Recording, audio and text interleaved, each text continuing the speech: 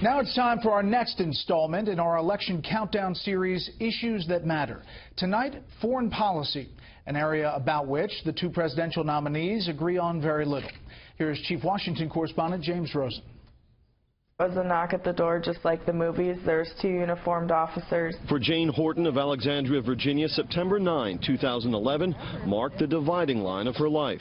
That's the day her husband, Specialist Chris Horton, an Oklahoma National Guard sniper in eastern Afghanistan, was shot and killed by the Taliban. I was actually making a care package for him for his 27th birthday, it would have been.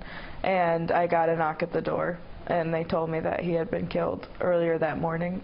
Now an activist for Gold Star families, Jane meets with Pentagon officials and politicians and keeps Chris's memory alive in part by keeping his medals close at hand. Secretary Clinton, Mr. Trump, welcome. Almost everything she's done in foreign policy has been a mistake, and it's been a disaster. The United States has kept the peace through our alliances. Donald wants to tear up our alliances. Record numbers of Americans watch the nominees debate foreign policy, but no one views that policy through a more personal lens than Gold Star widows.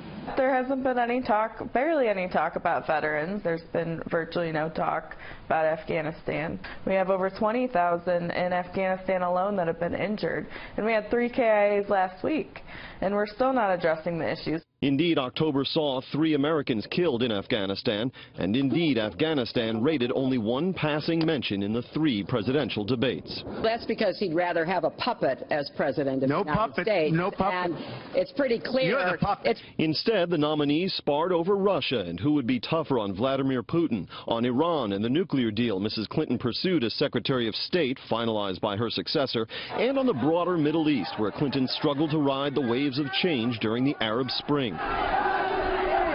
During the overthrow of longtime ally Hosni Mubarak in Egypt, Clinton urged caution, but she pushed for the military campaign that toppled Muammar Gaddafi and left Libya in the chaos that spawned the Benghazi attacks. Likewise, Clinton helped manage the U.S. withdrawal from Iraq that allowed ISIS to gather strength there and in Syria, and she failed to persuade President Obama to funnel weapons to Syrian rebels early on in that country's civil war. She's left behind a written record. She's left behind a record of actions. She is relatively a realist, although she has been committed to issues of women's rights, girls' education, those kinds of things, a little bit softer, but certainly not an idealist who seeks to remake the world. As a real estate developer, licensing manager, and reality TV star, Donald Trump possesses next to no professional foreign policy experience, and his first comments as a candidate about Mexican immigrants instantly plunged him into controversy. They're bringing drugs, they're bringing crime, they're rapists, and some, I assume, are good people. A subsequent meeting with Mexico's president went fairly smoothly, but Trump's foreign policy stance have sometimes been contradictory, as when he denied that he ever said allies like South Korea should be allowed to have nuclear weapons, which he did say. So North Korea has nukes. Japan has a problem with that. I mean, they have a big problem with it. Maybe they would, in fact, be better off if they defend themselves from North Korea. Maybe we would be better off.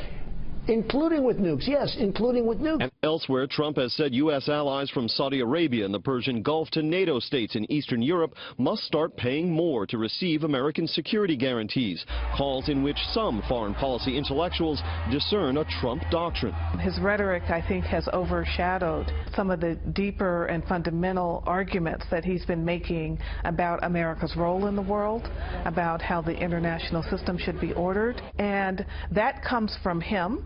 And perhaps it's interesting and significant that it's someone who is not a foreign policy expert.